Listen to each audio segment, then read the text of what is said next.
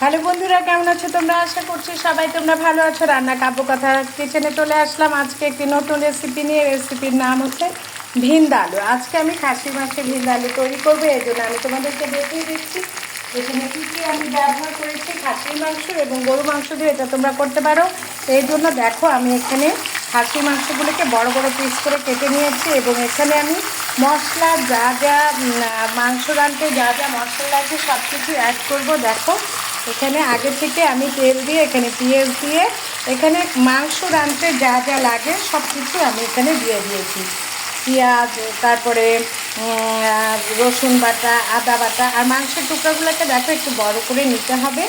আদা বাটা, লবণ সব কিছু দিয়ে এটাকে ভালো করে কষিয়ে নিতে হবে। দেখো এটাকে আমি ভালো করে কষিয়ে নিচ্ছি।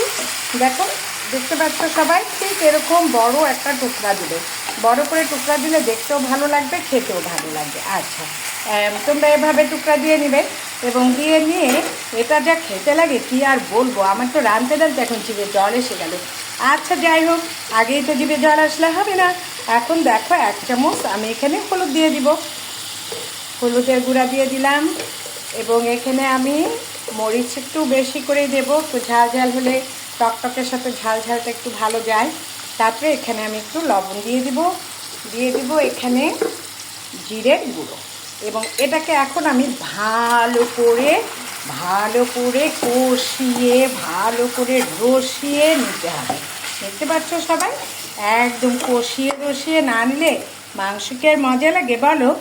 আচ্ছা, এবার এটাকে আমি ভালো করে কষিয়ে নেওয়ার পরে এখানে জাস্ট একটা জিনিস অ্যাড করতে হবে, সেটা হচ্ছে তোমরা ভিনেগারও দিতে পারো। আমি এখানে তেঁতুলের যে কাঠ আছে সেটাকে ব্যবহার করব এবং সব মাংসের মশলা, এটা রাঁধতে কোনো কঠিন বিষয় না, সব মাংসের মশলা এখানে তোমরা অ্যাড করবে এবং দিয়ে তারপরে এটাকে একটু জল দিয়ে সে মাংসটা সিদ্ধ করে নিতে হবে। এখন দেখো আমি একটু গরম মশলার গুঁড়ি দিয়ে নিচ্ছি। আজকালকার গরম মশলা দারচিনিগুলো এত চিকন যে ওগুলিকে ভেঙে দিলে পরে মনে হয় যেন গলায় আবার ঢুকে যায় নাকি, ভয়ও লাগে। এই জন্য গুঁড়া ব্যবহার করি আমি। তোমাদের ইচ্ছে মতো ব্যবহার করবে। দেখো কষিয়ে নিয়েছি, তো এখন তো জল দেবার পালা। দাঁড়াও আমি এখন একটু জল দিচ্ছি।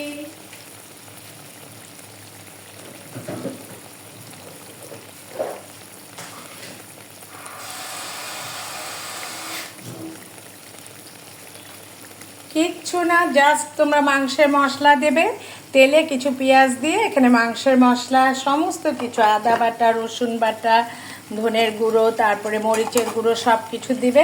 এখানে একটাই বিশেষত্ব, এটা হচ্ছে গিয়ে সেটা হচ্ছে আমি যেভাবে করি, সেটা হচ্ছে আমি করি কি মাংসগুলোকে দেখো একটু বড় বড় টুকরো করে নিয়েছি, যে বেশ দেখতেও ভালো লাগে।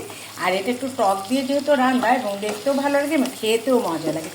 আর সব মশলা দিয়ে এটাকে কষিয়ে নিয়ে জাস্ট একটু জল ধপ করে ঢেলে দিয়ে কপ করে এটা ঢাকনাটা দিয়ে দেবে।